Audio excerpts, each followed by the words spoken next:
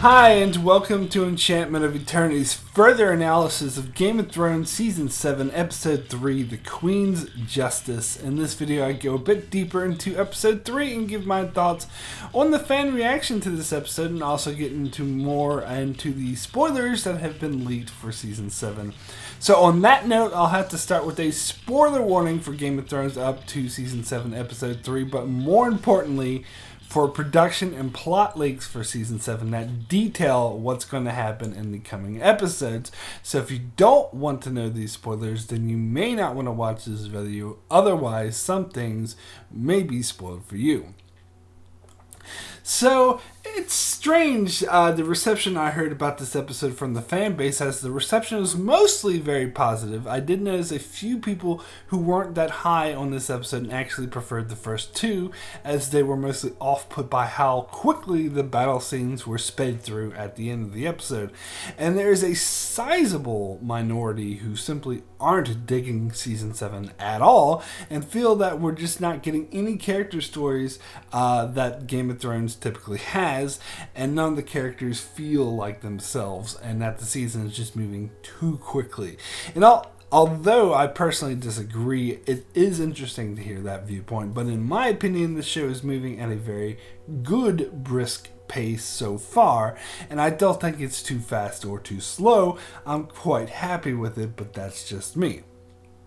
So let's get into this episode, starting with the epic coming together between Jon Snow and Daenerys. And I've been met with a lot of disagreement on my take on this meeting, which was that Daenerys was being a dumbass and unreasonable, and that her reception of Jon, a potential ally, was a lot more cold and antagonistic than it needed to be.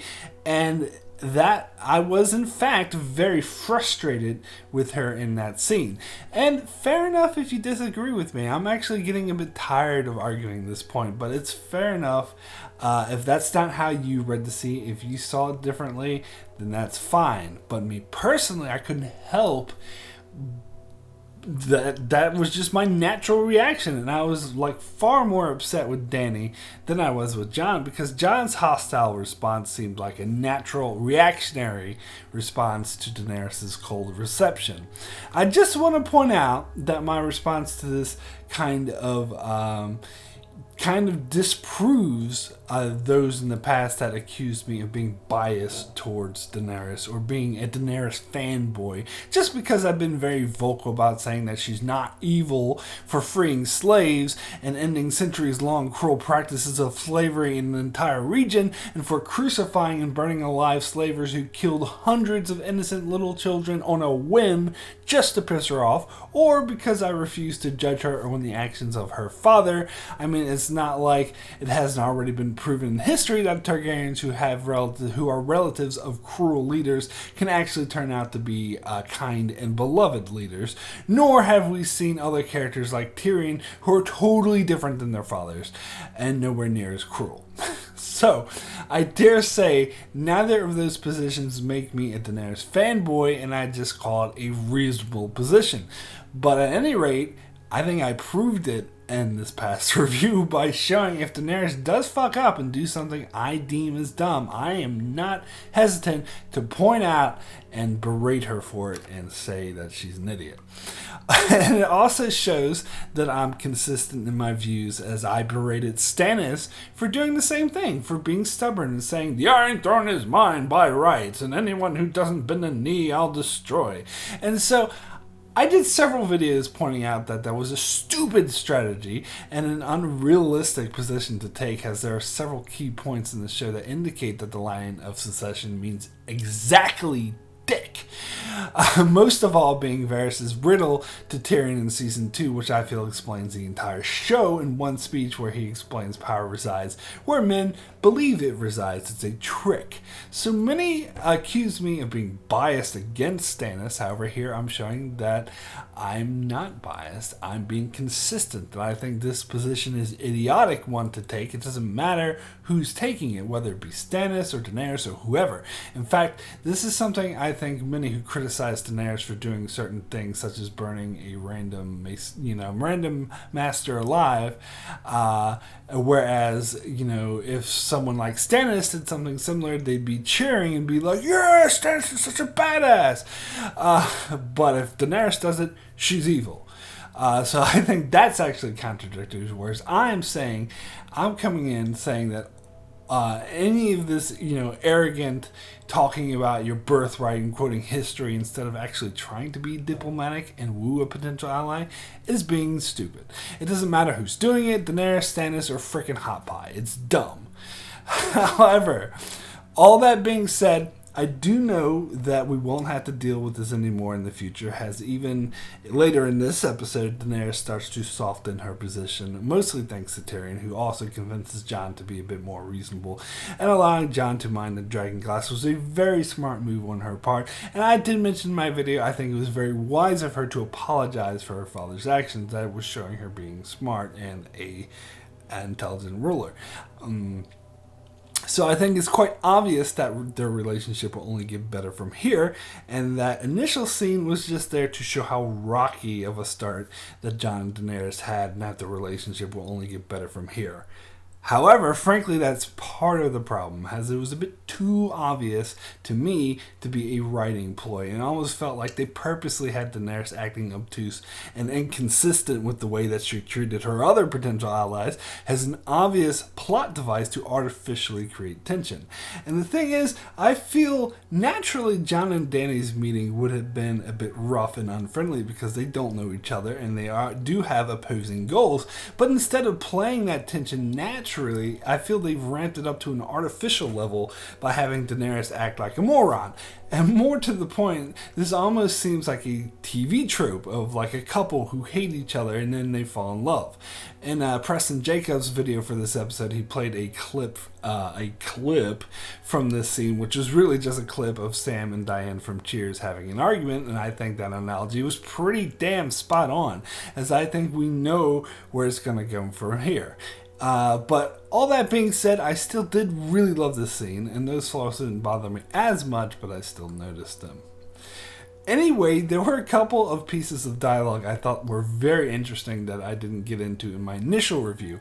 First one being when Daenerys wondered if Ned Stark knew that his best friend Robert Baratheon sent assassins to kill her, when in fact he did know and spoke out very firmly against it, to the point where he almost quit his own position and he risked his own life over it. And it's a shame that Varys was conveniently absent from that part of the meeting. Otherwise, he could have pointed this out to her, as he was there when this happened. But of course, we couldn't ruin the momentum of Jon and Dany being shitty to each other. Also, I find it a bit ironic that she would berate Jon for actions his father took, while at the same time asking him not to judge her for the actions of her father. Does she not realize the hypocrisy there? And another interesting line of note is later in this episode when Jon and Daenerys are being nicer to each other, when they're talking about how Tyrion talks a lot and Daenerys says, oh, he's good at it. People like to do what they're good at. But Jon Snow says that he doesn't, which is really interesting. And I think this did endear him a bit to her. I'm not sure, though, if Jon Snow was referring to fighting or leading or both. Perhaps both. But I did find that line very interesting. And another interesting line was during Tyrion's voiceover of the Unsullied taking Castle Rock, when he quoted Bronn by saying, a good friend of mine once said that give me 10 men and I'll impregnate the bitch, which is what Bronn said when they approached the Eyrie and someone referred to it as impregnable. And another thing about the voiceover scene, that apparently a lot of people were taking some of the images of the Unsullied climbing ladders and dying in battle as a hypothetical situation, not really what happened. But that's not how I read it at all. It seemed pretty self-evident to me that everything we saw during this voiceover was in fact actually happening, and nothing was hypothetical, as the Unsullied did need to attack the castle in the conventional way in order to distract the Lannister army, as Grey Worm took his 10 good men and snuck into the castle and let everyone else in. So I firmly stand by that. Everything that we saw actually happen. I mean, when Tyrion said many Unsullied will die, he didn't say could die or might die, he said will die. And right when he said that, we saw Unsullied dying. So for me, that's pretty clear cut that everything we saw actually happened. So another thing I want to mention, and although I won't get too much into this because I already talked about this a bit in other videos, but one thing I want to make absolutely clear is that there is no spy in Daenerys' camp. I saw an absurd amount of videos claiming that there's a spy in her camp, and many assume that it's Varys spying on her for the Lannisters. I'm sorry, but why in the fuck would he do that? That's ridiculous. Almost just as ridiculous as Dario is the Harpy theory. But more to the point, people believe there's a spy because Cersei and Jaime knew they were coming to take Castle Rock, but in the scene itself, Tyrion even said specifically, they will know we're coming. In fact, he expected the Lannisters to gather their full force to meet them there, so the fact that they knew the Unsullied were coming was no big surprise. They don't need a spy to tell them that. And as for Euron knowing exactly where to attack Yara's fleet, in my last video I gave a reasonable explanation for this, and I think it makes perfect sense that he sent out a scout to track any movements leaving Dragonstone. I mean, a big-ass fleet is pretty freaking hard to miss. So I really think that's all there is to it. I didn't have any issue with the fact that Euron knew where to attack her. It all seemed fine to me. Anyway, one more thing on Daenerys is when she said she wanted to fly around Westeros looking for Euron's fleet to burn it with her dragons, a very surprising amount of people actually thought that this was a great idea. Now, it would be a great idea if she knew exactly where Euron's fleet was and she could just go directly to them. But flying around all of Westeros looking for them while no one's there actually ruling her forces is the dumbest idea I've ever heard. However, the concern that Tyrion and Missandei brought up was for her safety, and many have pointed out, well, she can simply wear armor or get a mount to, ride Drogon with, which might make her a bit safer, but it's no guarantee. And the main point is that she'd be out there all alone while all her forces are just back at home twiddling their thumbs. So I think we know what she will actually do, and that is to take all the Dothraki and the dragons and attack the Lannisters and take them off guard in an open field where both the Dothraki and the dragons are extremely effective, and that is a much, much smarter move. So let's move over to talk about King's Landing and Euron presenting Ellaria and Tyene as a gift to Cersei. Now, in my initial prediction videos, I predicted that Tyene would survive and Cersei would kill Ellaria, but it seemed I got that wrong. And I did realize my mistake last week, where I thought there was obvious foreshadowing that Cersei would kill Tyene as a way to get back at Ellaria. And in my initial predictions, I predicted that when Cersei and Daenerys make peace at the pact they make to fight the White Walkers, that part of the condition of the truce would be that Cersei has to free Tyene Sand. But of course now we know she will be dead. But I revised that prediction to say that Ellaria is the one Daenerys will insist Cersei free, because we know that she's being kept alive. So there's a chance that she may get out of her current predicament, but we'll see. But we do know there is a big scene at the Dragon Pits where Cersei eventually agrees to set aside their differences and help in the fight against the White Walkers. Of course, she'll have ulterior motives and scheming behind the scenes, but that's Cersei, of course. However, I feel that the only way this happens is if Daenerys wins completely, which is what I think will happen. Because there's no other way Cersei would agree to a truce if she wasn't totally fucked.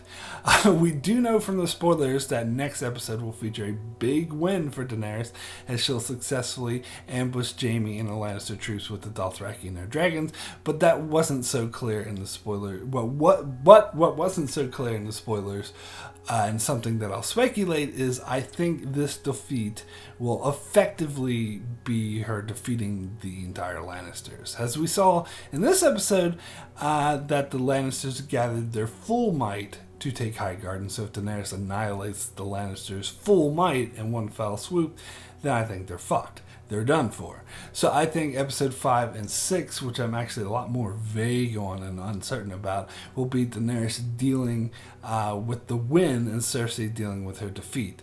We do know that she does hold King's Landing by the final. She still holds King's Landing by the final episode, or at least the Red Keep as she meets with Daenerys in the Dragon Pits. But I think, and it's always been my prediction, that Cersei will be held up in the Red Keep while Daenerys conquers the rest of Westeros. And I still think that will be the case. However, in my original predictions, I got into more detail about who will rule each kingdom and like Edmure making a pact with Daenerys and all this other stuff. But judging by the pace of the season so far, I don't think we'll get any of that kind of detail, or at the very least, very little of it. And this big victory for Daenerys will basically be all the show will show us to let us know that Daenerys has won, because the show has had a history of like an entire house or kingdom being wiped out or rendered useless by losing one battle, where war should actually be a collection of battles. But that's fine. I'm happy with it. Moves the story forward. But speaking of Edmure Tully, I did read from production leaks that he would be in this season, and I'm still really unsure in what capacity. I have a feeling it will be him retaking the Riverlands and bending the knee to Daenerys, but we'll see. At any rate, we also see Cersei meeting with Tycho Nestorius from the Iron Bank, where she promises to pay him back all the gold the crown owes them in order to pay her debts and gain the favor of the Iron Bank. Now, I heard a few others question why Cersei wouldn't just keep the gold for herself, why pay back the Iron Bank at all, but that's incredibly short-sighted, as having the Iron Bank backing going forward is far more important than keeping the gold for herself, as the Iron Bank has been established as the real power behind armies, and those who have their backing tend to win. So this is another example of Cersei being smart to realize this and to try to convince them to not back Daenerys. Of course, it does make me wonder how the Iron Bank will react when Daenerys does destroy the Lannisters next week, and as many are predicting, it makes a lot of sense that Cersei will never get that gold and Daenerys will just steal it or burn it or something, but we'll see. So I just want to touch on Sam for a bit, and the main thing I have to say is I was surprised that he didn't get kicked out of the Citadel, because we do know he heads up to Winterfell by the end of the season, and we saw photos of him and Gilly on a wagon in Old Town dressed for winter, so it looked like they were heading north. So it's curious now if he doesn't get kicked out of the Citadel, why does he leave? My best guess is that he quits because he gets sick of the Maester's shit. Or perhaps he learned something really important that he needs to be up north for in order to help enact. Although, everyone and their mother seems to think that he will find this important thing in the scrolls that Eberus told him to translate, but I disagree. I think it was just busy work, and it will be the Forbidden Books. We'll find something important, but we'll see. So let me also touch briefly on that creep Bran. So we see that Bran knows everything at once. Interviews with the actor describe it as having like a complete download of everything, and it's hard for him to sort of sort through all of this, so it overtakes his personality. So my question is, will we get any more epic flashbacks of history? At this stage, I think probably not, but I don't know. We'll see.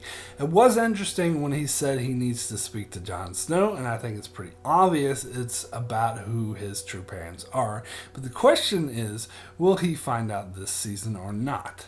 I personally didn't read anything in the plot leaks that mentioned Jon would return to Winterfell this season, or that he'd meet Bran or Arya, but I think he will, because we know that he goes to Eastwatch by the Sea, which is in the north near Winterfell. I mean, maybe not right next to it, but it's in the same general region. And then he goes back to King's Landing for the Dragon Pit scene, and I find it pretty hard to believe that Jon would go all the way back north without at least stopping by Winterfell, particularly if he gets word that Bran and Arya are there, and I don't see why they wouldn't simply send a raven to Dragonstone to let him know. Further, I don't see why Jon couldn't just stop by Winterfell on his way up. Traveling time seems, being what they are in the show, and what they are is meaningless, and that's fine though. I have no issue with it because it gets the characters places where they need to be, well, things will be more interesting. And I think that includes Jon going to Winterfell, because I think we need to see that this season, but we'll see. So that's it for my further analysis of the Queen's Justice. Be sure to check back here next week, where I'll be doing my review for episode 4 shortly after that's released. And then a few days later, I'll be doing a live discussion with special guests, which include Max from Buzz Talks. And then later in the week, I'll be doing my deeper analysis for episode 4. So be sure to check back here for all of that. And also check out my channel for many more videos on other shows like Star Trek, Dark Matter, and more. So be sure to subscribe so you can keep up with all of that. And thanks a lot for watching.